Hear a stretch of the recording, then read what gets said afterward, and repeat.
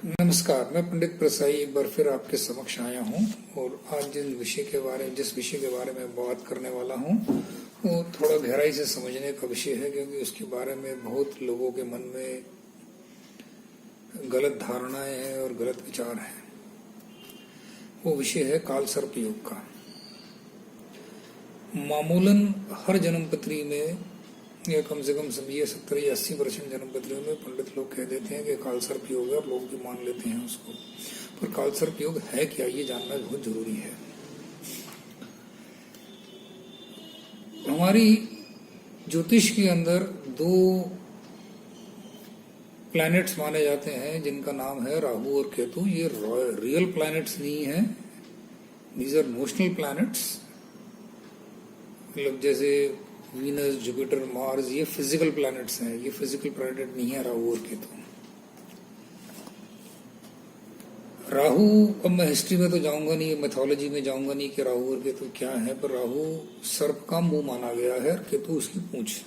तो मतलब सर्प मुंह से लेके पूंछ तक का राहु और केतु का संबंध है।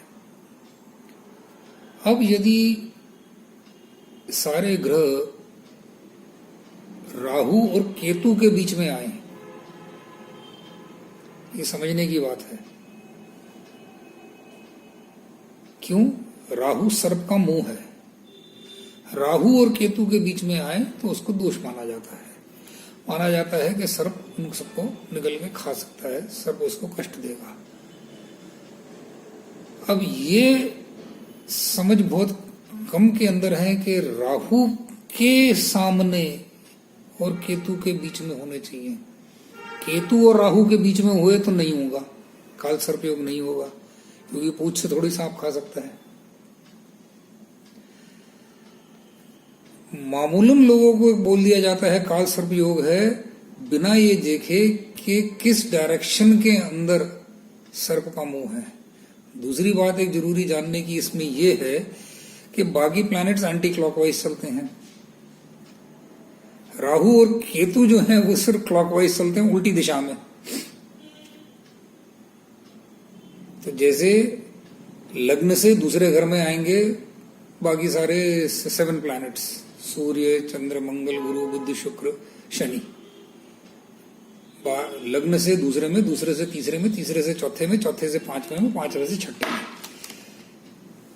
इसके विपरीत राहु जाएगा लग्न से 12वें में, 12वें से 11वें में, 11वें से 10वें में, 10वें में 10वें से 90वें में।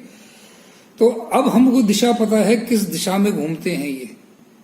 अब उस दिशा के अंदर अगर जैसे लग्न में राहु बैठा है तो 7वीं डिग्री 7वें घर पे ही होगा केतु, क्योंकि 180 डिग्री के डिस्टेंस पर है, ऑपोजिट टू ईच अदर है।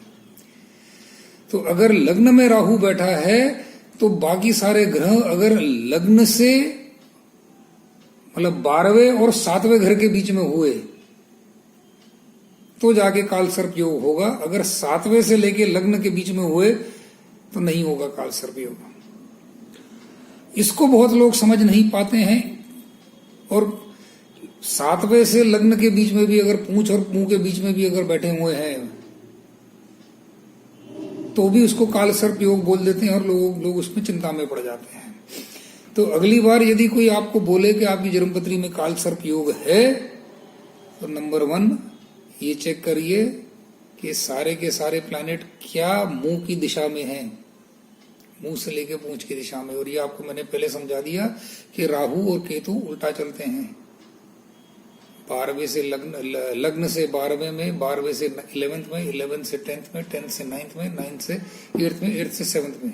तो इस डायरेक्शन में अगर जाते हुए अगर आपको राहु और केतु के बीच में अगर सारे ग्रह मिले तो जाकर काल सर्प योग होगा। इसमें भी थोड़ी सूक्ष्मता आ जाती है। यदि जिस घर में राहु या केतु बैठे हुए हैं उस घर में भी कोई प्लैनेट बैठे हुए हैं तो डिग्रीज देखनी पड़ती हैं। यदि कोई भी प्लैनेट राहु की चपेट से बाहर हो डिग्रीज के हिसाब से तो भी काल सर्प योग नहीं होगा। तो मैंने सोचा कि ये एक बहुत जरूरी विषय है जिस बारे में आप लोगों को मैं समझाऊं ताकि कि इसमें थोड़ा सा ज्ञान लोगों को मिले कि काल सर्प योग क्या होता है। काल सर्प योग होता है, उसमें कुछ परेशानियां होती हैं, पूजा होती है, हर जगह जाके उज्जैन में बाकी जगह जाके पूजा हो जाती है।